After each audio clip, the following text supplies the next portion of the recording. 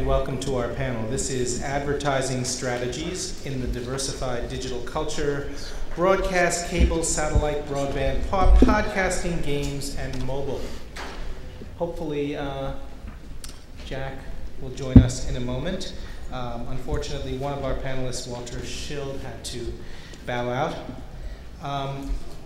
So before we get started, let's have our panelists do a very brief introduction. And I wanted to run the format very open. We're going to have a conversation about a number of very interesting topics. And instead of holding questions to the end, I invite you to raise your hand at any time. And we'll try to get audience participation and make it a very interactive session, okay? So I'm Andrew Frank. I'm your moderator. I work for Gartner, which, as you probably know, is a large research company. I work in our Media Industry Advisory Services group, which covers all things media, old and new. And in particular, my focus is on the marketing and advertising technology space. And looking forward to having a great time this afternoon. Why don't you guys introduce yourself one by one, starting with Chris. With Chris? I'm sorry. Why would we ever start with Chris? No, let's start with Chris and go this way. Swell. Hi, I'm Chris Pizzaro. I am a Vice President in Ad Sales Digital for Turner Broadcasting Entertainment Properties, which include TBS, TNT, Court TV now falls under our umbrella, along with properties like Cartoon Network, Boomerang, and sports properties. So I concentrate on ad strategies and marketing for all the digital properties. Hi, my name is Dave Williams. I'm the CMO and General Manager of Atom Entertainment. Atom Entertainment is a broadband entertainment company. We operate a number of different websites, atomfilms.com, shockwave.com, big game site, and newer businesses that we've added more recently, addictinggames.com, which is a very teen and college-oriented game site, and Addicting Clips, which is a user-generated content site. We've been around for about 7 years as an independent company, and up until about a week ago, we just last week announced that we were being acquired by MTV Networks. So big media strikes again. My name is Tim. I work for a unit of Publicis group called Denuo, which for you Latin scholars or those who studied in high school means anew or afresh. I skipped that class. And Chris has said he skipped that class. It's unfortunate. And the idea is to get to the future a little bit faster than the normal agency machinery is getting us to. So it's a bit of a different take on how to get to the future, and some interesting activities that we do. I head a group within Denuo called Ventures, which is one of our approaches to the future, and we'll probably get a little bit more into that as we chat. I'm Todd Herman, General Manager of Media Experiences for MSN, a division of a small company in the North Woods of Washington State. And I concentrate on crossover media strategies, traditional media in new media realms. Thank you. Is Jack here yet? Don't be shy. No Jack. Okay, so we're going to proceed with 4. And the first thing I wanted to address here is I wanted to do a quick kind of reality check on our topic here, advertising strategies and diversified digital culture. And one of the things that I read in the blurb here is it says that the digital technologies are emerging and engaging the consumer in new and better understood ways, and the relationship between the brand, the agency, and the consumer is beginning to realize itself within a more fully defined business model. So let's start there, and let's do a little volatility index here. I'm going to ask each of our panelists to tell us, in their impression, on a scale from 1 to 10, 1 being a stable business model, like selling advertising on radio or television, 10 being a completely volatile business model, where every single deal is different, every single pricing mechanism is different. Where are we today with diversified digital advertising? Start with Todd. 2.2. 2.2, so pretty stable. No, I'm saying if 10 were stable, I'd say 2.2. So No, 10 is... okay. You want me to switch it 10 around? is not stable. So I skipped the math class too, as well as Latin. 8.2. 8.2, Yeah. very unstable, very volatile. Well, the fact that I had to think about all the different devices you're talking about, and had to think about all the different pricing strategies, and that none of them really pertain yet to an engagement-based model. It's all just counting metrics. Yeah, I don't think it's that stable. Aside from just selling good old impressions on web pages, like web video is fairly stable, but prone to a whole lot of change in the next 2 years. Thank you. And Tim. I think it depends on who you ask and what their vested interest is. So if you asked some of the traditional players, like agencies, media agencies in particular, media sellers, and even the clients that spend the money with those sellers, they probably say it's about a 2 or a 3, maybe if they read the trades and blogs 4. I think the reality is closer to an 8 or a 9, and most people don't, in that traditional set, don't see that yet. I really do think there's a lot of foot dragging and wall building that is obscuring the reality. So I really do think it depends on what your perspective is, what your vested interest is, what your heritage is as to the number that you assign to this. But clearly from where my group comes from, it's probably closer or moving towards a 27 on the scale from 1 to 10.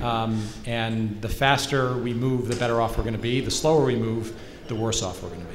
So you're saying that it's volatile now and potentially going to get much more volatile before it settles down. Volatile in terms of uncertainty, right? Mm-hmm. So again, I think a lot of people who control the levers think that everything is fine, maybe with a few distractions. And I think that's folly. I think that's absolutely incorrect. But I'll be honest, there are a lot of people who control the levers who control the levers and will do their best so far to sort of prevent that future, those realities from happening. And that can only last so long, and we'll see how that plays out in the next year or two. So Dave, the business has been pretty kind to you. What's your take on this? I think it depends on the screen size to begin with. So small screen, cell phone, so on. It's out there 9, 10. There's probably 10 plus. On the PC internet, it's more like a 5. And if you look at, there's significant dollars being spent against pre-roll video and other sort of similar advertising that is becoming much more predictable. We have a much better grip on our business today. In terms of what kind of revenues we're going to generate, what kind of products are going to carry those revenues, than we did even 12 or certainly 24 months ago.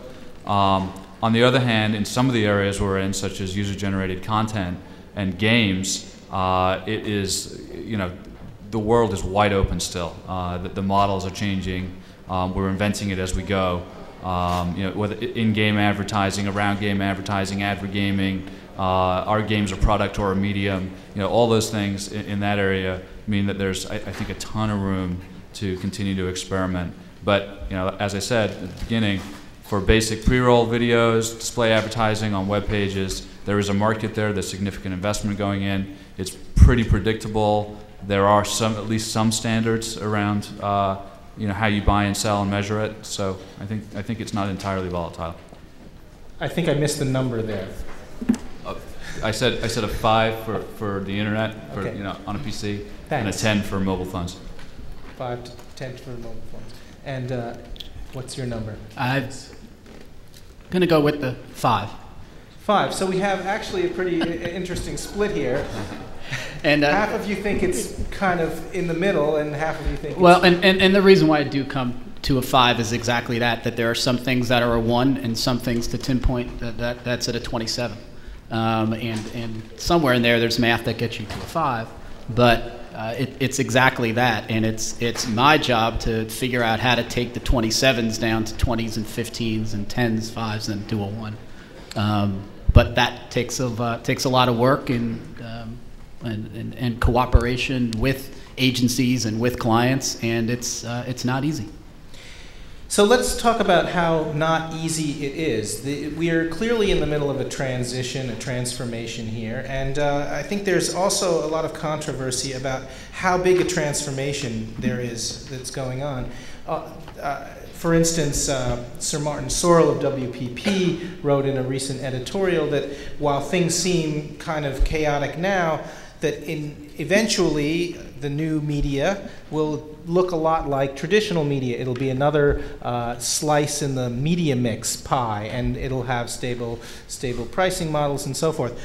He was rather roundly challenged on that point by the digerati of the blogosphere, who assert that there's something fundamentally different going on with new media, with consumer-generated content, with viral distribution. So I'm interested in the perception of the group as to whether this is an evolutionary change we're going through or a completely revolutionary change. And I suspect that Todd has an opinion on that. It's possible I have an opinion. Ronald Reagan deregulated radio to some degree with the God-blessed killing of the Fairness Doctrine.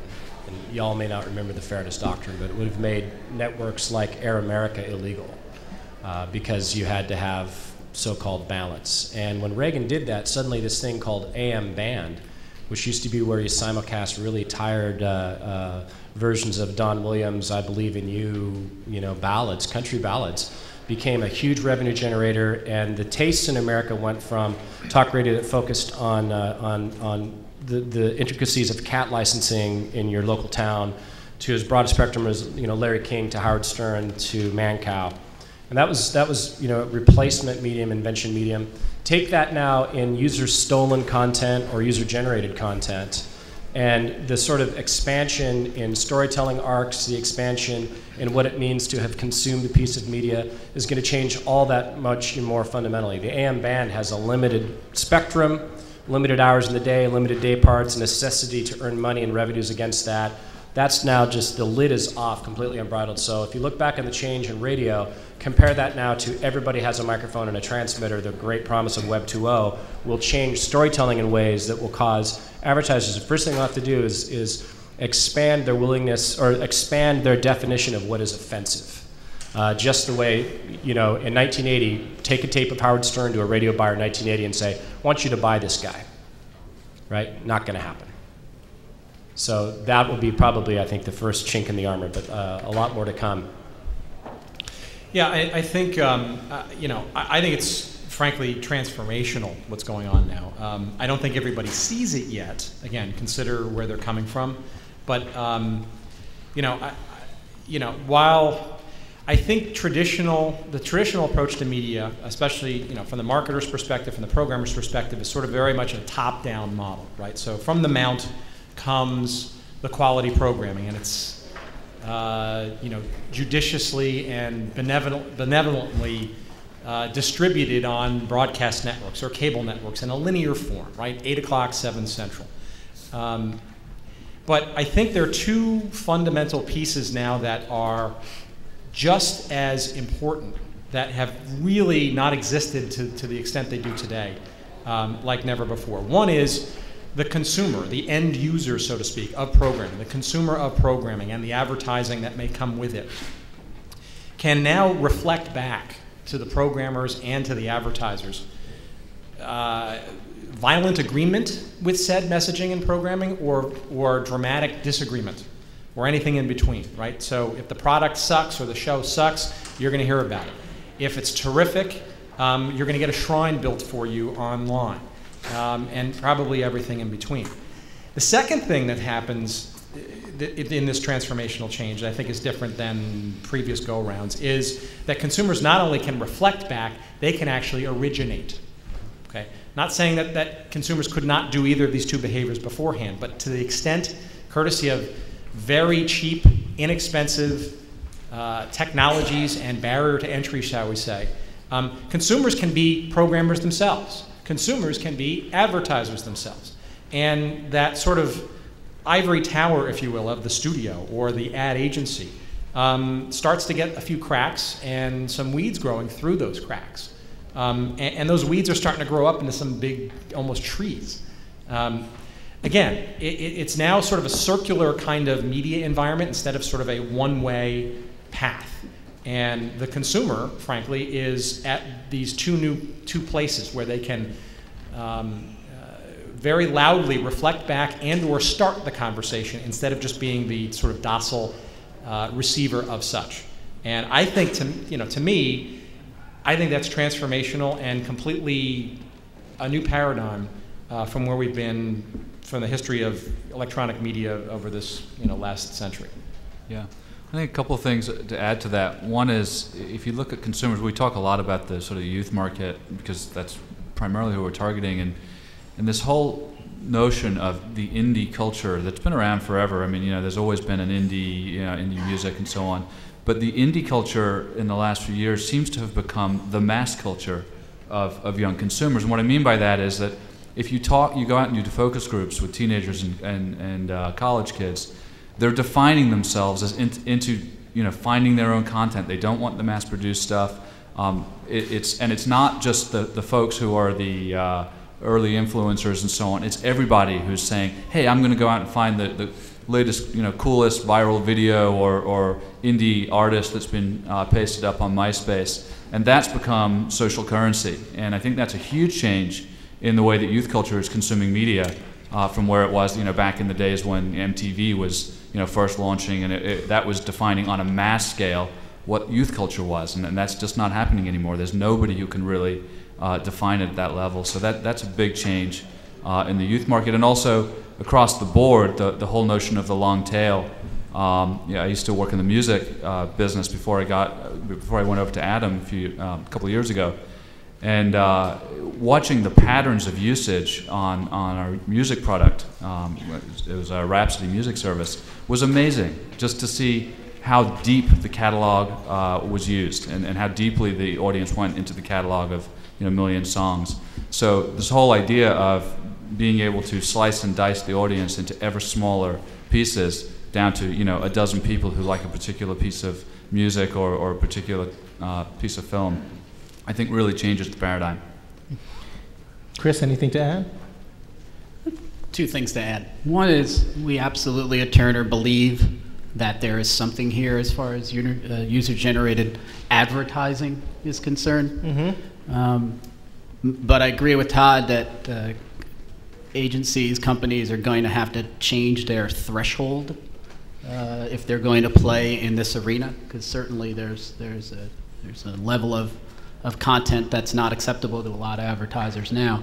We certainly believe in it. We've invested Turner has in a company called Rever, and is a viral video company, and we're helping them develop out their product and their offering, for instance. But on the other side of the coin, I flew out here last night on an airline that differentiated themselves as a big difference. We're going to fly you a certain way and all these sort of things, and they've grown very well in the last 10 years or so. But let me tell you, my level of the service was fantastic, but their point of differentiation, they were just like any other airline. The analogy being, I think user-generated will go this way, and then eventually it will start to find some sort of center as it becomes a revenue generator, so that there's going to be certain folks who say, hey, you know what, I can just throw my slapstick video up there, but if I make it really good, maybe I'll get an advertiser on there and then become a little more conservative in it. So I think you will start to see some folks who will treat user-generated advertising as a business and start to gear their creative that way. We're entering the age of the Paris Hilton School of Media, which is take advantage of the instant fame you get. And hearing my panelists speak this, I think this is so revolutionary that in a way this is the first time consumers have ever actually consumed media. They have been licking it, touching it, looking at it through thick glass. But consumption kind of infers digestion and then, giving back. So this is, I think, the first time actual consumption of media is going on, and I believe it's that revolutionary, going from looking at food to eating it. It's actually interesting because Chris got me sparked a thought in my mind. I think there will be sort of there will be some centrism, I guess, that comes eventually, right? It's all white hot now, and everybody's sort of chasing the dogs as they run all over the place. But I think the user-generated phenomenon, while not a fad by any means, I think just because you can say something doesn't necessarily mean you should. And anybody who's downloaded podcasts or gone to blogs that have sort of gone dark or whatever, you recognize that just because everybody has a voice doesn't mean that everybody should use them. And that's not, clearly everybody has their own editorial filters, but there's a lot of just sort of wasted time and space and air out there. But interestingly, though, I think that doesn't necessarily mean that's a problem. I think actually the world becomes sort of better off because of it.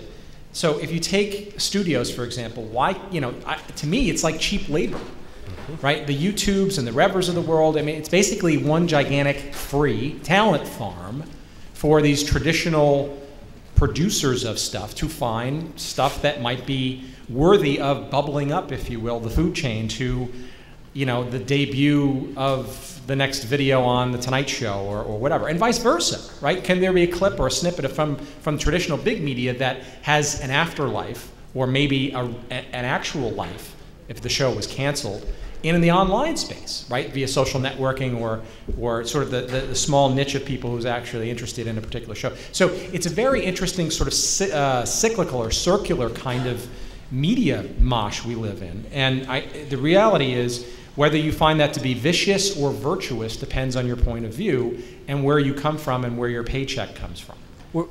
We just did the Arrested Development investment to bring Arrested Development back. And I mean, it's sort of a risky thing, but already since we announced that, we're seeing submissions of people saying, well, here's my version of Arrested Development, right? That carrying on to this, I've often fantasized in the dark of night, crying myself to sleep about recreating the Waltons. So, maybe I'll do that out of just pure joy for John Boy, but we're already seeing this like add-on media behavior, so I totally see what you're saying, Tim. Yeah, the one caution I'd say, I mean, we're huge fans of user-generated content. We're deep into it with some of the sites. But there is a lot of hype about it right now, and if you think about again, going back to the music market as an analogy for a moment, because I think that really was the harbinger of what's going on in video today. Back in 1997, 1998, the fastest growing website on the internet was mp3.com, and it was all indie bands that had posted stuff, and some of them were great and some of them were pretty lousy. And for a little while, it was also stuff, big name stuff that was posted illegally up there before they started to get their arms around that. And it was huge. It was a huge phenomenon. It brought consumers, in huge numbers to the internet as a place to get music. And then Napster came along, and then the legal services started to come along. And if you look at that market today, there's still a lot of interest in, as I said earlier, in the sort of these independent bands and so on. But it's nowhere near the dominant force today that it was back in 1997 when it was all you could get on the internet. And right now, even though some of the major networks and so on are beginning to put a lot of mainstream content, it's still a tiny, tiny fraction of what's actually available or what's in the archives that's available. So I think as we see over the next couple of years, the film studios and the networks and so on put more of their content online and available, whether it be through iTunes or anything else, UGC will always be there and be a factor, but it won't be the driving thing that it is today. It's interesting that our panel has become about UGC. And what is more interesting to me than I actually dig a lot of the content I see out of either user-generated or user-stolen video is mid-tail, right? We talk about head-end, we talk about tail-end, but I think the mid-tail kind of activity is a lot more interesting to me, and I think that's a reaction to user-generated content. But suddenly it's not just Hollywood now, it's Santa Monica, and people who have production studios, but great ideas, but great production shops are getting an opportunity to finally have the promise of distribution that no one's had before. They're also super media savvy, and they're coming to us saying, oh my God, it's all ready for brand integration, and we have these visions with these brands we want to work with. And luckily at Microsoft, we don't fancy ourselves content connoisseurs, but we recognize great production shops and storytelling when we see it. So that's more interesting to me. Yeah, I think the same thing's happening in the games business where, if you ask somebody to make an online game 3 years ago, unless it was for a specific advertiser, there was basically no way to make money at it. I mean, people did it as a hobby. And so any good game developers were focused on the console market, because it was the only place you could make money, or perhaps downloadable casual games. In the online games, browser-based games today, there's a massive advertising market forming up. So you've got all this great creative talent out there of game designers who are starting to focus on the online world because there's a business model there. There's actually a way to make money. So I think we're going to see a lot of change in that area, in the games area, in particular, as games shift from becoming a product that you buy to a media that you consume that may well be ad supported. So let me jump in here. This is great stuff. We're talking about the evolution of the media world and all the changes happening. I want to get into the marketing implications of some of this, because we are supposed to be talking about advertising here. But first, I want to do a little quick audience poll. Who in the audience is an advertiser? Someone who's here because they want to know how to advertise online. Any advertisers? One, two. Who's from an agency? Who's traditional or new? Couple of agencies. Who's from a media company trying to sell advertising, or one, two, a few more of those. And who's kind of in the vendor service provider space? Anyone there? The majority is vendor service providers. What have I missed? Any producers? Content. Who's a producer? Interesting. So it's an interesting mix of people from across the value chain. You forgot hangers on. Hangers on. Any hangers on? So that's pretty interesting. Everyone's sort of dancing around the monetization question, and the question, so how if you have consumer generated media, there's 100 different ways that you might be able to sell advertising. But I want to get to the point about sites like MySpace and YouTube, which do sell a lot of advertising, but a lot of advertisers are starting to suspect that they might be better off spending their money recruiting individuals in these sites to spread their stuff virally, and not necessarily buy the media from MySpace. Rever, of course, has a unique model where the media gets directly monetized. But how do we reconcile that? What do you tell the advertisers today?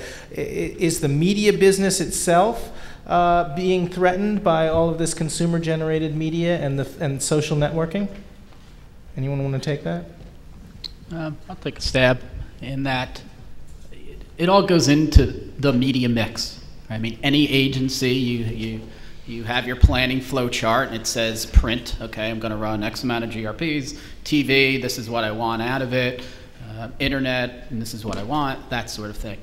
I think you will start to see, just like we've seen a line on a flow chart go to cable video on demand in the last few years. From nothing when Tim and I were talking about it a few years ago to now, we get calls and I want to place a budget for cable video on demand. What do you have? There's a good example of a new line on flow chart from a new medium. Look, there's still some work that needs to get done there, in terms of reporting and a few other things, but certainly clients find the value in it. There's a line on a flow chart. So absolutely there will be a line on the flow chart for user-generated advertising, or now mobile is becoming more and more part of the media mix. And the main thing there is that agencies and clients are realizing that it's not just regurgitating authority, which leads to a lot of the producers in the room and things like that. I think Todd had mentioned branded entertainment and along those lines, but you just can't regurgitate authority and, for instance, put it up on a mobile device. That's just not going to work. And you have to look at each technology and say, what does it do uniquely, and what message am I putting out to the audience? What's the length? What is it saying? And then what's the back channel back? So in the case of a mobile phone, that excites us because it's a click to call. I mean, in a consumer's mind, what's easier than a click to call? Everyone knows how to make a phone call. So there's a certain amount of just excitement that's there for us. So it really becomes part of the media mix and a line on a flow chart for an agency. I mean, that's the main thing to move things forward. Yeah, I think there are a lot of options that buyers, agencies and buyers have, a lot more options than they used to. But one of the biggest issues I see in the market right now is the inefficiency of the buying and selling process around this stuff. you still have buyers who need to be able to spend lots of money quickly and efficiently in order to reach a large audience, and sellers who can't create. I mean, even at Adam Entertainment, where we do a tremendous amount of custom stuff, not every campaign can be completely customized. We would have to have a production staff that was huge in order to do that. So there is a certain reality to the fact that while you can do a lot of creative stuff, and that can be part of the mix, a line item, as you said, some of the money has to be bought and has to be spent more efficiently against things like pre-roll videos and other ads that you can buy on a large scale. Yeah, and there's the rub, right? This sort of tension between sort of the customized and digital nooks and crannies out there, and then the sort of historical mass stuff like a TV ad, 30 seconds, tens of millions of homes. I think the reality is, yes, there's absolutely an almost infinite amount of choices that marketers, media companies, media agencies have to choose from. And I think, sadly, the machinery that agencies and the marketers that hire them have at their disposal are rusty and are archaic when you compare them against nimble media phenomena like social networking and blogs and RSS feeds and the like, right? So, my admonition to the ad business is that, the last 10 years or so, we've spent aggregating, agencies into holding companies and the media assets, especially where the big media agencies effectively, there's 4 or 5 major ones, and the rest sort of go for the scraps. But I don't know if being bigger is necessarily better in this kind of fast-moving and fast-evolving media world. In fact, bigger means you're bigger, and that inherently potentially becomes a problem in a world with podcasts and blogs and RSS feeds and whatnot. I would argue that the bigger you are, the less nimble you are, and less adaptive you are to the realities of these new forms of communication. And if you really get down to it, it's not about media per se, it's about communication, right? Is a social network a medium for advertising to be affixed to or part of? Possibly, possibly not. So I would caution people from thinking like, is this a place where we can slap an ad into? And think more about how this is transforming how people communicate from point A to point B. Now, all that said, I worry a lot as having a vested interest in an ad agency holding company, the creative agency side of things being able to step up appropriately. The media agencies less so, but still part of a sorry lot nonetheless. But the creative agency especially is a very interesting cat right now, because they really got to start looking at themselves in the mirror, asking themselves, what do we want to be when we grow up? Creating 30s and morphing them and cutting them down and editing them for a 15-second avail in a VOD slot, or a 10-second pre-roll in a broadband video slot, or the audio version for an MP3 file of some sort or a podcast doesn't work. Okay? It is a bastardization of the whole creative process in the first place. What creative agencies should be doing is not after the fact hacking it to death and then saying, here it is, but should be thinking organically about creating, instead of 2 or 3 30-second commercials at $500,000 a pop, maybe for $500,000, creating a whole passel of video assets for all these digital nooks and crannies to come. Let me jump onto something Tim said, because I'm going to respectfully disagree with one bit of it, that we took the 15s and the 30s and we applied them to online video, and we've proven it's as effective as TV. But I'm going to firmly agree with Tim in that it is so time to crack that model. And the onus does land on the shoulders of the creators, but it also lands on the shoulders of the producers. And I really like what Tim is saying about how you're communicating. I want to back this up with a couple thoughts. I was asked to look at Messenger, right, Instant Messenger, and how people are using that, and why is this not carrying monster CPMs? It's this device. I would argue to you that media companies and creative agencies who do not understand that this is actually a replacement medium are failing to message to people who are no longer using the phone. They look at it as an impression is an impression, an imp is an imp. If I hear eyeballs one more time in a description of advertising, I want to just run out of the room on fire screaming. That no, the phone replaced what? The telegraph?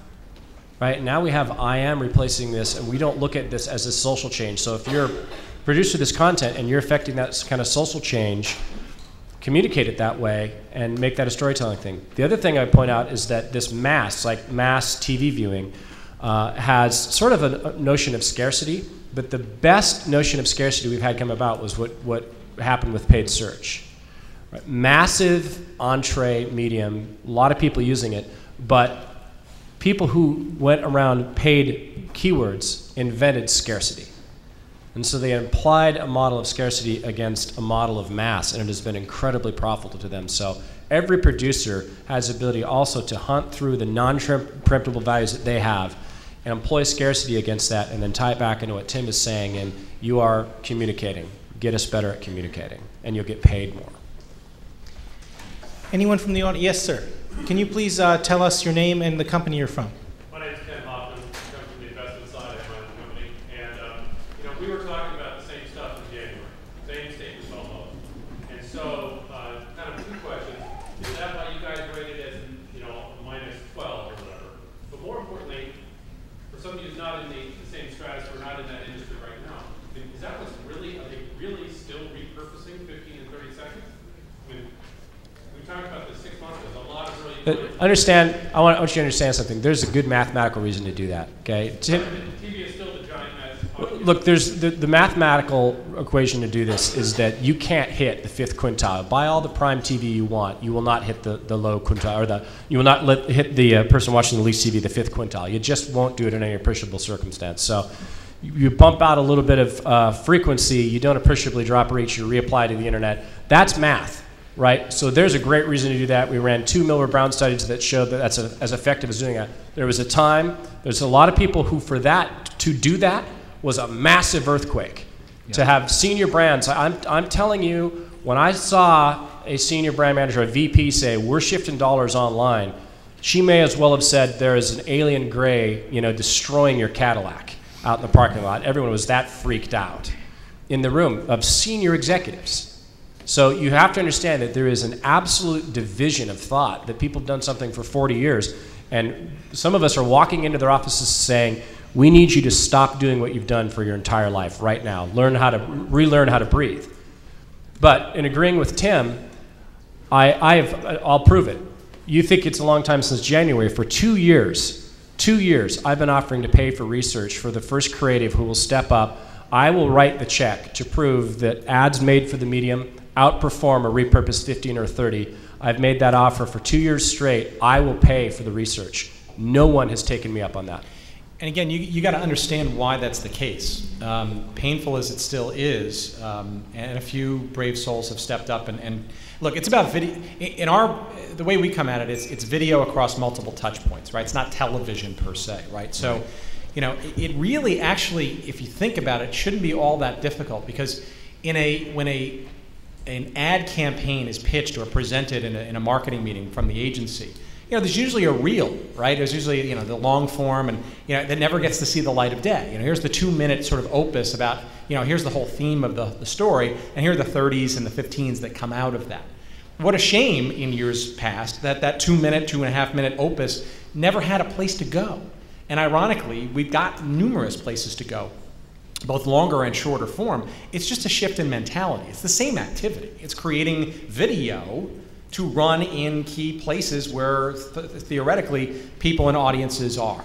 The problem, though, and the issue is, and this gets to your financial question, I think, if you cover the agency holding company businesses at all, is that the creative agency business model still very much sees the 30-second commercial as the suckling pig of the business. And there's a margin in that. It's time honed, and most of them are publicly traded, and it's very difficult to say, we're not going to make our numbers this quarter, and change the model in the process. The problem is, what I think is, a lot of creative directors and managers of those creative agencies have punted on this question, okay? And it's their issue that they're going to deal with very shortly. Give it the next 12 to 18 months, I really think you'll see some real cracks in the model, and you'll see those who get it step up, and those who don't really figure out whether they want to be in the business or not. And that's not drama. That is painful lessons that people on this panel have gone through. So a little follow-up to that. Most of the user generation, I hate to even use that term anymore. The user user-generated content, most of it is crap. But like anything, when you get a big mass like that, there'll be some creative folks to the top, some real jewels come out of it. Has anybody, have you guys seen any sign of that same audience virally starting to attack the advertising? Attack? Or It's a great idea now to go out and get the masses and say, all right, let's get after the advertising world and get the masses at it and think about us and do everything. Because it doesn't seem like I see it out in the traditional places. Are you asking, are there... Have you seen any kind of user-generated attack on the advertising? What do you mean attack? You mean You mean attempting try to to actually get create advertising? Yeah. Yeah. Oh, yeah. There's plenty of. Yeah. Yeah. Yes. Look, I mentioned before that I think that's cheap labor for the for programmers, if you will. It's cheap labor for agencies too, right? So, Miller Brewing last Christmas time, last holiday time. If you watch any of the bowl games, you probably saw this 30-second ad. It was a house with holiday lights, and it was sort of done to a sort of a metal band song back from the early 80s and stuff. That was a user-generated piece of content that the agency on that account, Crispin Porter in Miami, found, bought, and within like 2 days made it into a real 30-second ad. Okay, I'm sure it was relatively inexpensive versus having created themselves. It spoke to whatever the creative brief was at the time. There's a lot of that going on, and there are a lot of companies now that are sort of trying to sift through. A company like Vitru out of Atlanta, which is trying to figure out, okay, there's this consumer-generated thing over here, and there's marketers' lust to be part of that thing with some reasonable guidelines or guardrails. Can we marry the two? And creating some tools and some stuff. Rever certainly is thinking about doing a lot of some of those things. So there are a lot of people trying to attack that issue. Again, we'll see what sort of rubs, but is there the ability to tap into the creative mindset of the consumer who actually may have a few damn good ideas that agencies don't? Absolutely. Yeah, I just to add on to that, I don't think that consumers are going to replace ad agencies anytime soon, but I think that if you're not taking advantage of the consumer's input, you're really not using the medium effectively. So we run a lot of film contests. We're running one for Kohl's right now, and we've had in a couple of weeks, several thousand consumers have submitted either videos or photo collages along a theme that was set by Kohl's. And it's not going to end up as a 30-second TV commercial on TV, but you've got thousands of consumers engaged with the brand associated with a broader campaign. So I think that kind of thing is where the models start to really get creative and interesting, where you can use the medium for far more than just repurposing those 15, 30-second ads. That's just where you start. And there's definitely a market to start there. It's just got to be, in order to really do well in this medium, you've got to go further than that. So consumers aren't going to put advertising creatives out of business, but are they going to put some of them out of business? Is it really a zero-sum game? Is there really no threat from consumer-generated content to the traditional models? The threat is not replacement. The threat is it wasn't 3 months ago that I sat in front of a CMO who asked me, do you really think consumers are going to watch video on computers? Okay, again, 3 months ago, CMO. Not a stupid guy by any stretch of the imagination, but not connected to this. And I think so. They're going to have to. Sorry, Tim. The threat is there's a massively changing bell curve, and they're not going to be able to be as hip as the masses. Distributed intelligence will always be hipper, even than Crispin Porter. Yeah, I mean, I think there's I think a healthy framework to look at this is that we are entering into, if we're not already in, an age of transparency. It's happening to many other businesses, many other verticals. It's happened to the travel business. Think about how you bought an airline ticket 15 years ago and how you buy via Orbitz today, with basically the tools that used to be in the black box that was only controlled by the travel agent. Right? I think it's happening now in the residential real estate market with companies like Zillow and squeezing the margins of the agents who used to be the controllers of their black box. Well, you know what? I think it's the media businesses and or the ad agency businesses' turn to finally get with the program. This black box, if you will, or opaque box of media buying and the squishiness of the process by which we buy and the upfront thing and how it's sold and one agency thinks they got a better deal than the other agency. I think there are forces outside our little cocoon that are forcing transparency and marketplaces to occur where we actually have a better read on how things are really evolving. Painful as that might be to a seller, and maybe painful as that might be to an agency. Same for creative, right? there are plenty of people out there with some pretty interesting skills that didn't spend 10 years, doing copywriting, for food, and made their way to the corner office in a major ad agency. Some people are circumventing that process courtesy of the tools available online. So this transparency thing shouldn't be feared. It's happening all over the place. Why isn't it or shouldn't it be happening to the media business? It's very interesting to watch people who have come through the ranks of advertising and media agencies deny this very fact. It's very interesting. So there is a threat there. There's a threat that transparency will expose the true value of some of this advertising that's been relatively free from accountability for most of its life. With threat comes opportunity. That's the way. Do you make lemonade out of it, or do you walk away with a sour face? One of the other research facilities I offered to pay for was to find out what is the average amount of waste included in a primetime TV buy. Again, I will write the check. And that offer's been out there for 4 years. There is some research on that. I'll send you a follow-up. Excellent. I bet I know who it's from. Yes, sir.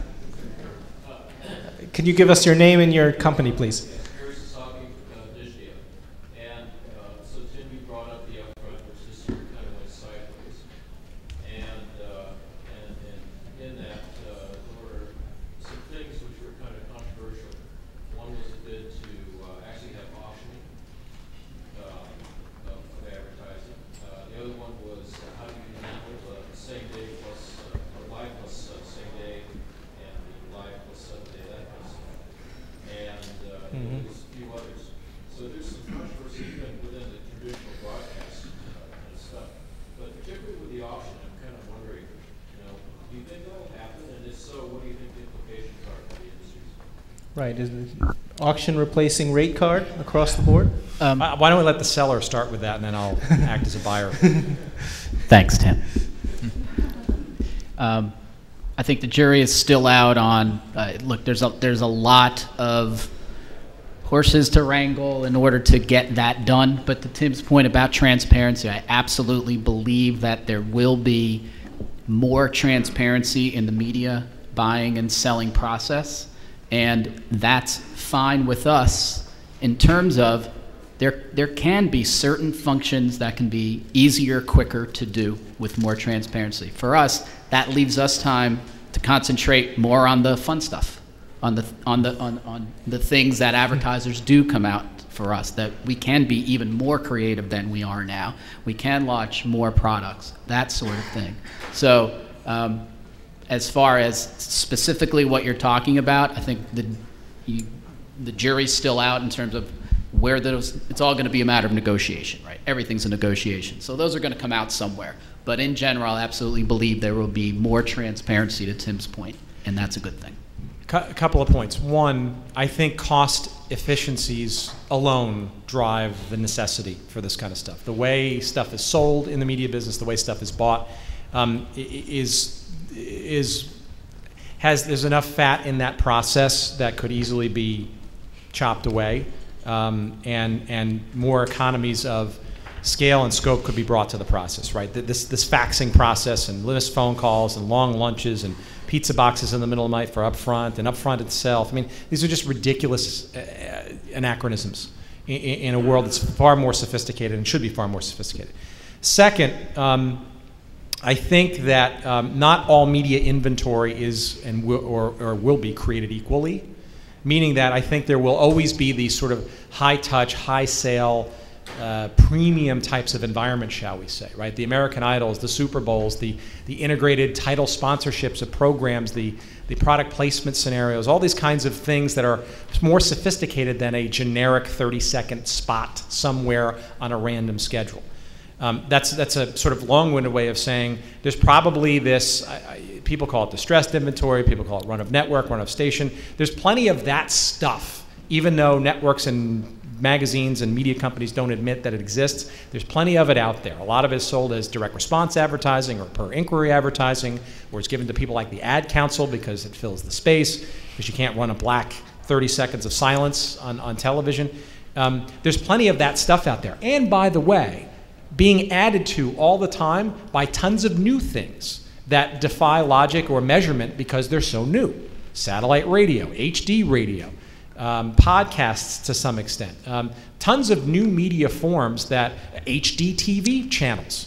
Because Nielsen perversely doesn't provide us the rankings or the data for these channels, they apparently don't exist, which is a joke, right? But there is value. People are watching. There's not just broadcasting to nobody. There's probably value in that ad or those ad messaging environments. Put that in a marketplace, you could actually get some scratch for that versus giving it away like you do today, right? So my belief is that there's going to be an ever-growing pile of stuff. Call it, I don't know, less than premium quality or run of network or brand new unmeasured stuff or whatever, that maybe it's in the Chris Anderson sort of way of thinking, the longer tail stuff that easily or more easily fits its way into some kind of marketplace behavior. That premium stuff though, the higher quality stuff, the hit stuff, the tens of millions of audiences, maybe that's what is still sold in a very high touch manner. Now here's what I fear though. I fear that the agency community and the marketers focus still on that premium stuff, which is effectively what our expertise is today, and ignores that sort of faster growing other stuff. And I think there's a big opportunity there for people who want to play in that space. All it's going to take is some intelligence to stitch together this flotsam and jetsam of media avails. Call it commoditized, call it whatever it is. You can decommoditize it by making it intelligent. And I think that's kind of what AdSense is doing with Google and with DMARC and the radio stuff. So maybe Google is a place where this future is starting to be defined. Well, there's certainly a number of companies in the online space that are forming performance networks to collect and sell remnant inventory online. And so there's a case in point.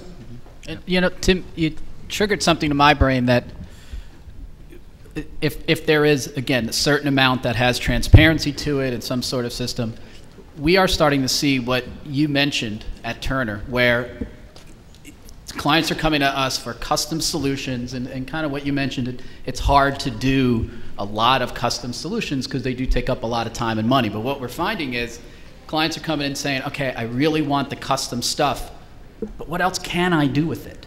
Right? Where they're starting to say, how can I make this investment here? Okay, that's great, but how does that play out on VOD? How does that play out on a cell phone? How does that play out on broadband video? You know, where else can I bring this? And what messages can I put in there? So you are starting to see it, just custom solutions moving from the center, going at the high end, and then also saying, how can I play out over here? So it's an interesting scenario starting to happen. The great advantage of the transparency that's being driven is transparency drives incentive, right? When you see what someone's bid for something, it drives incentive to perform. When you see how well your unit did against someone else's, it drives incentive to perform.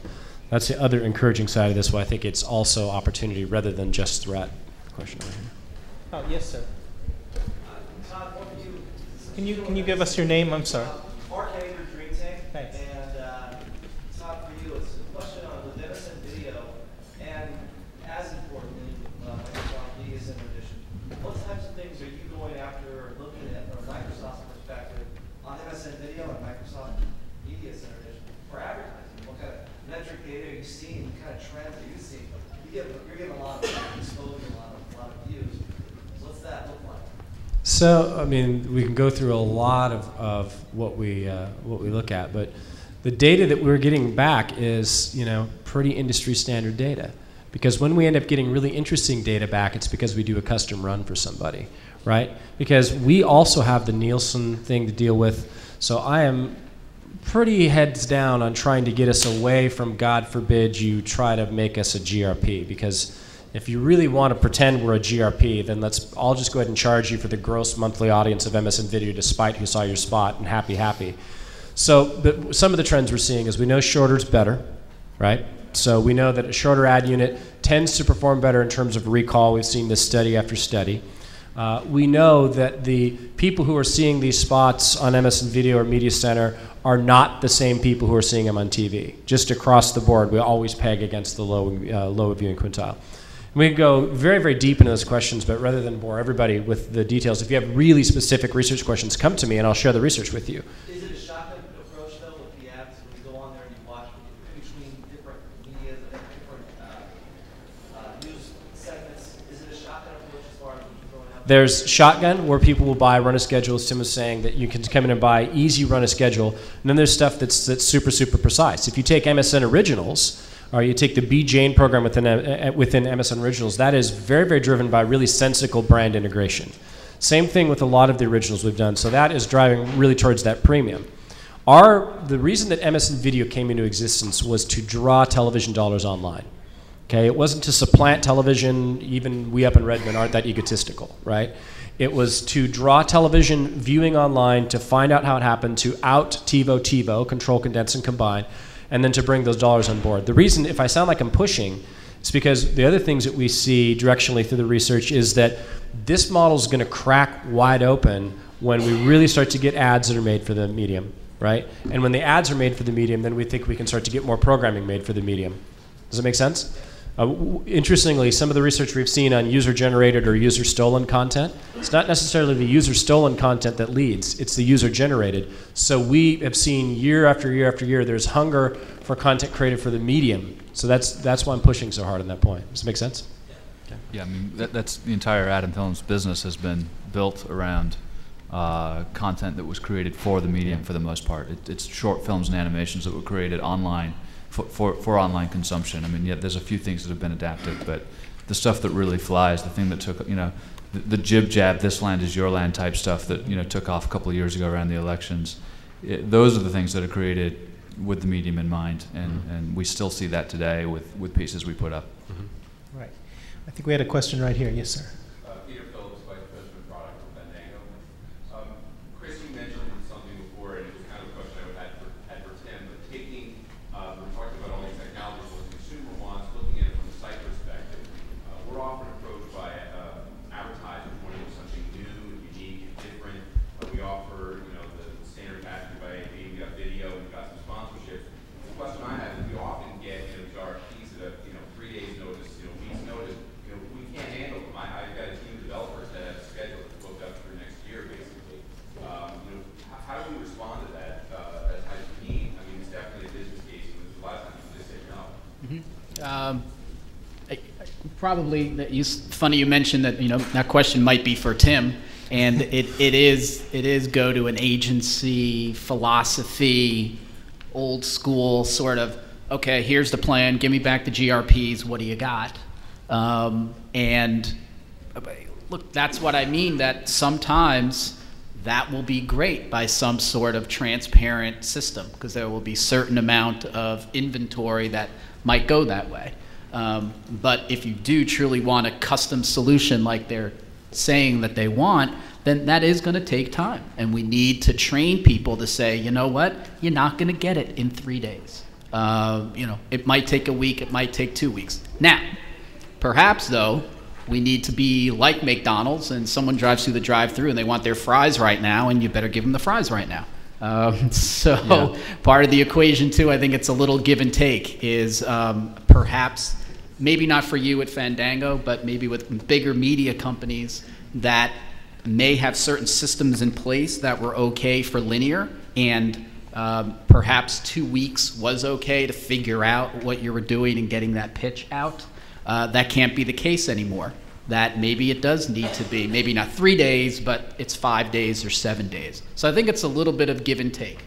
Agency side needs to give some folks a little more time to do quality stuff, but at the same time, some companies have to figure out different processes to be able to turn it around quicker. So I think it's a little balance on each side. I want to add, so a specific example in this where the advert gaming business been around for 7 or 8 years. People producing games around a brand. Problem with the advert gaming business is that it typically takes 6 to 12 months to develop a good game, and then you got to get it out there and promote it and so on. And not everybody, and the budgets have to be high. I mean, it's typically starts in the 6 figures and goes up from there to produce a good advert game. So we took a look at that and said, okay, we've got clients coming to us and they don't understand this stuff, and some of the agencies in some cases, and they say, hey, we want to do an advert game. Can we have it in 2 weeks? It's like, well, we'd love to give you that, give you that deal, but we couldn't do it. So what we ended up doing was taking a bunch of existing online games and stitching into those games in-game advertising placements.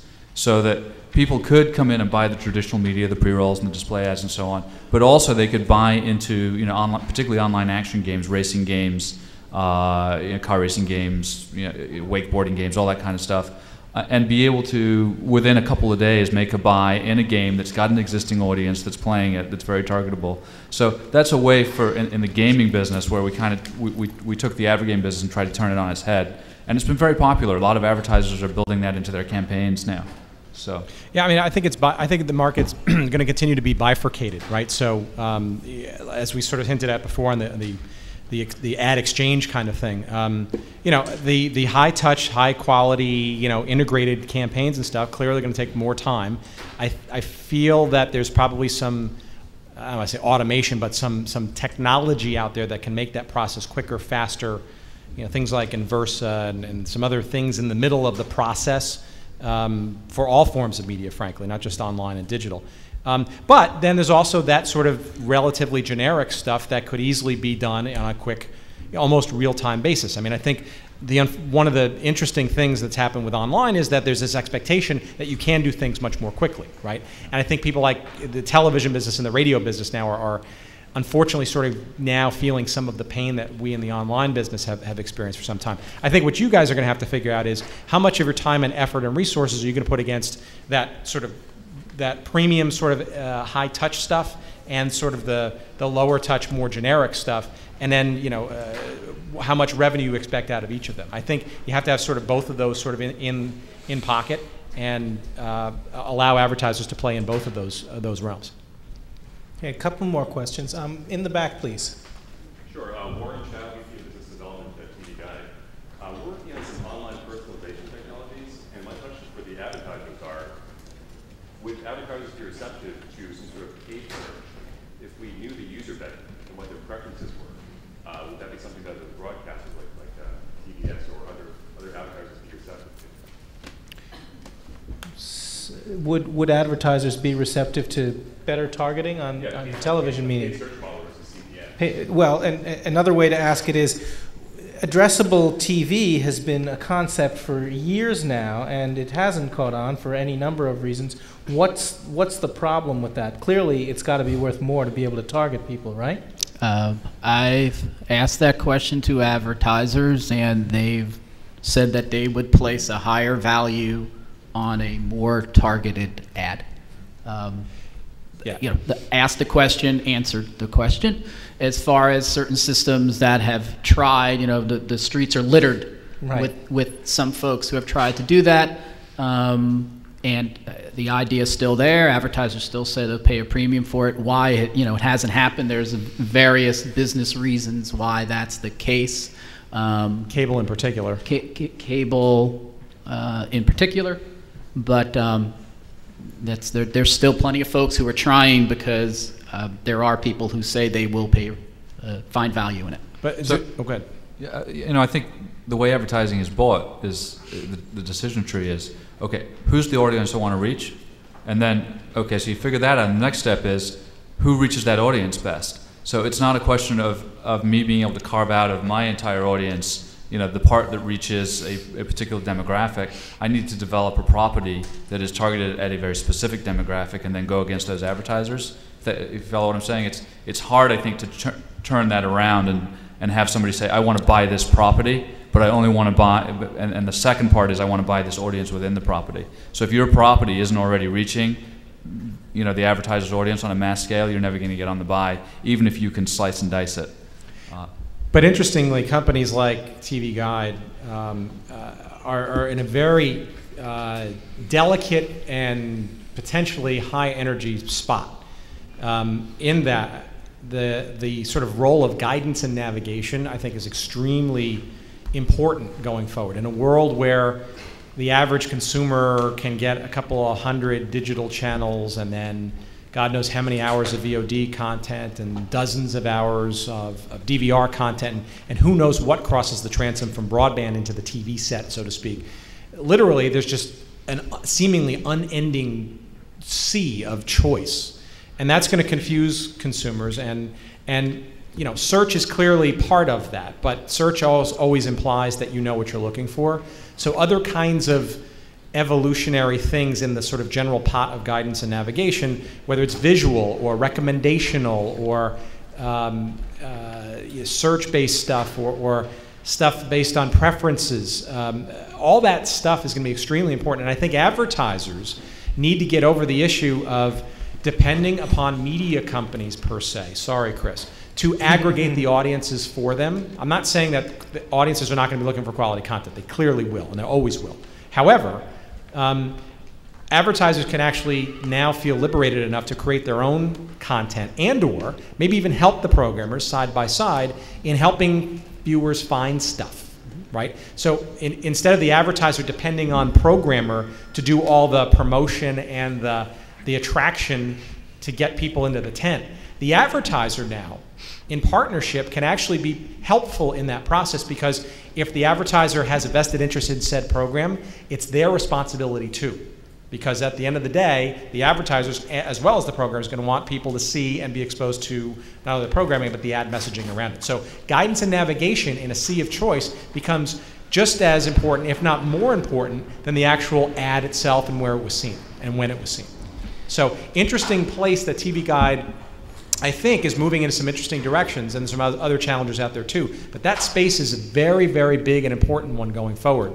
And I think could be ripe for some very interesting ad messaging opportunities. Yeah. And we absolutely actually agree with Tim that there will be certain consumers, and it's even the same consumer. It's funny because you talk about this guy or this guy. Look, there's days I want to go home and just turn on TBS and go to Very Funny and watch Seinfeld.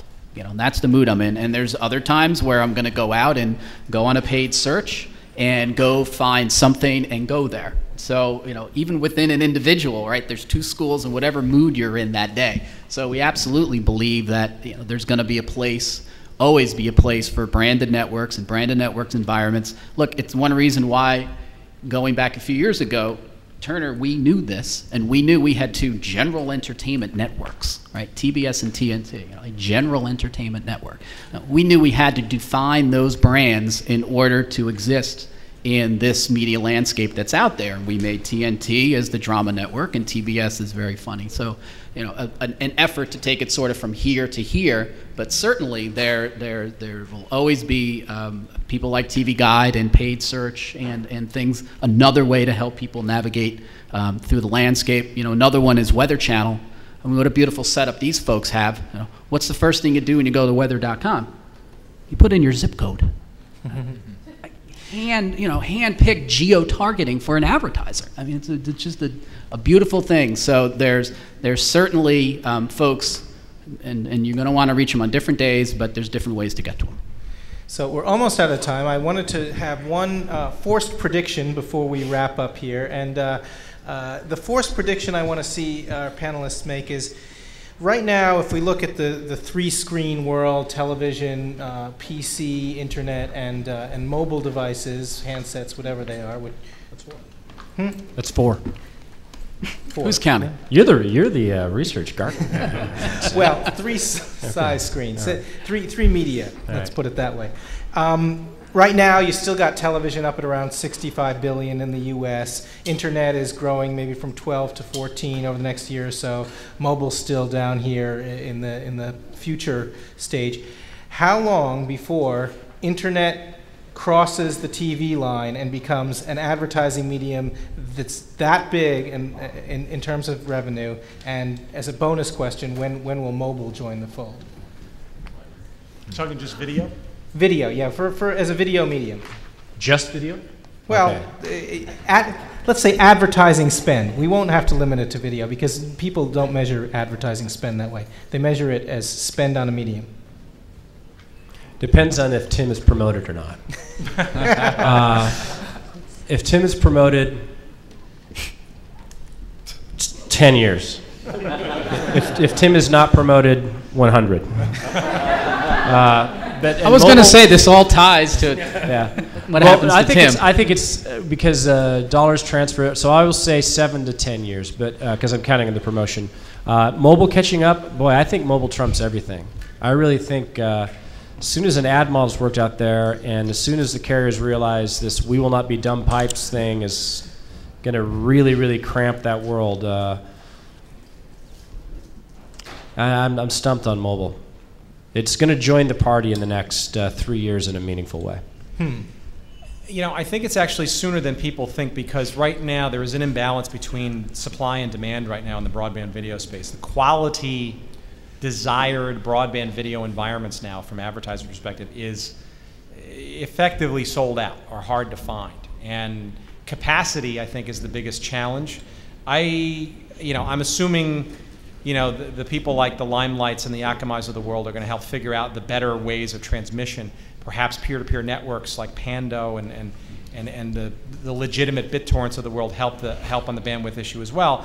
But my belief is that eventually the bandwidth constraints and the quality inventory constraints will not be a problem. And I kind of see the world sort of equating, right? So to your point, is it television sort of perhaps coming down a bit and broadband video rapidly coming up a bit? I don't know what the equilibrium point is, and then when mobile video comes in, my belief is that it's video across multiple touch points, and in some respects, it may be irrelevant where it's coming from and where it's being delivered to.